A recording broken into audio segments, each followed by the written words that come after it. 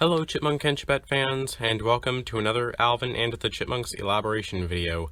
My name is Grandy Tamias, and today's topic will be, should they be selling more albums? And when I say they, I mean whoever creates and or distributes Alvin and the Chipmunks merchandise, probably Bagdasarian Productions or one of the companies they occasionally partner with. I'll be doing videos on other topics similar to this in regards to other areas of merchandising, but I decided to do music first since it's been on my mind since the announcement of the recent YOLO album for the CGI series. In my news video of it, I complained at one point how I wish it could be released on CD instead of just digital, since I prefer having physical copies.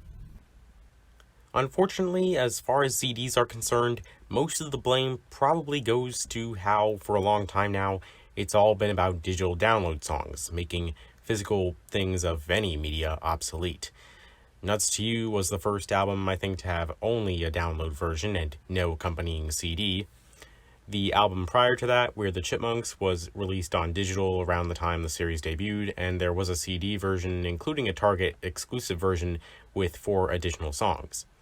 Maybe Bagdasarian saw a greater amount of digital sales and an underperformance in CD sales, but I don't know for certain. It's also worth noting that it costs money for the materials and manufacturing of the CD units, as well as to advertise the album, which there doesn't seem to be a lot of. Only the people who follow the official Alvin and the Chipmunks Facebook, Twitter, and Instagram pages are aware, which is less likely to be little kids, the primary demographic of Alvin and the Chipmunks, who may not be old enough to have a social media account.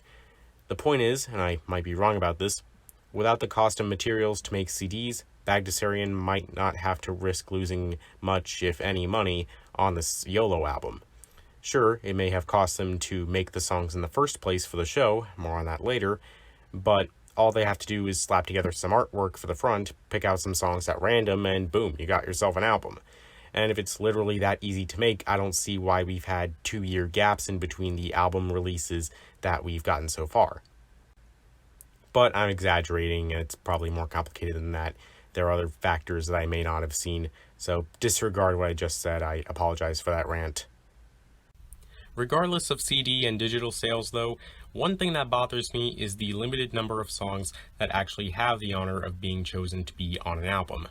I mean, there are songs from Season 1 that still don't have full versions we fans have heard yet.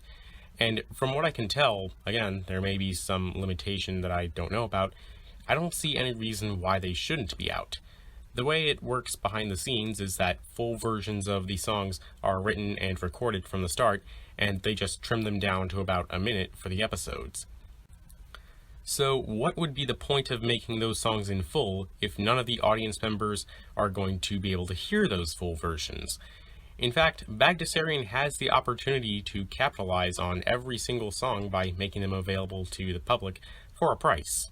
Come to think of it, not only does the series have a lot of songs, but they would probably dominate the market for songs from a cartoon series.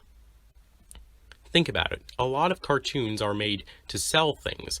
Like with Pokemon, it's to sell trading cards in video games. With Transformers, it's to sell action figures. So why can't Alvin and the Chipmunks use its cartoon to sell music? Those 1-minute segments from the episodes are essentially advertisements for those songs on an album. I don't know. If I were them, I would release them like Alvin and the Chipmunks Season 1, Volume 1 album, and so on in the order of release that those songs appeared in the series. This would be a whole lot more organized, but I guess it doesn't have the same ring to it as YOLO. I'd like to see a similar organization to this, done with DVD/Blu-ray releases, but I'll talk about that in another video. As much of a letdown as it is to me, I accept that Bagdasarian probably knows what they're doing, and it may not be as simple as every song in the series can get an album release. But if this YOLO album sells well, they may consider releasing even more songs from seasons past. Anyway, feel free to let me know in the comments if you got or will be getting the YOLO album, if you'd rather have a CD version of it, and how you think more songs should be released. Please consider sharing this video with the Chipmunk fan communities, as well as leaving suggestions for future video topics. Don't forget that you're also welcome to like and subscribe. And with that said, I hope that you enjoyed this video, and thank you for your time in watching it.